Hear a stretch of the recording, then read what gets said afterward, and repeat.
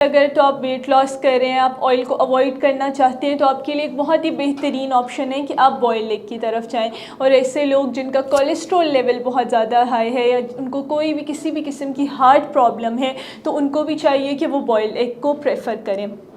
अब boil egg एक बहुत ही बेहतरीन चीज़ है। अगर आप वर्कआउट वगैरह करते हैं तो आप 2 से 3 बॉयल एग आसानी से कंज्यूम कर सकते हैं, प्री वर्कआउट या पोस्ट वर्कआउट। और अगर फ्राइड एग को प्रेफर करते हैं तो उसमें डिपेंड करता है कि आप किस किस्म का ऑयल यूज़ कर रहे हैं और ऑयल की क्वांटिटी कितनी है। 1 to 2 टेबलस्पून अगर आप ऑयल यूज़ कर रहे हैं, जिसमें कनोला ऑयल हो गया, ऑलिव ऑयल हो गया, सनफ्लावर ऑयल हो गया, तो फिर उस सूरत में उसमें कोई इशू नहीं है, आप वो कंज्यूम आसानी से कर सकते हैं। एक बहुत बेहतर ऑप्शन है ब्रेकफास्ट के लिए, और वो आपको ज़रा थोड़ी एडेड कैलोरीज हो जाएंगी, थोड़ी ज़्यादा फीलिंग ऑफ फुलनेस मिल जाएगी, बिकॉज फ्राइड एग है तो ऑब्वियसली आप उसको किसी ना किसी कार्ब के साथ पेयर करेंगे।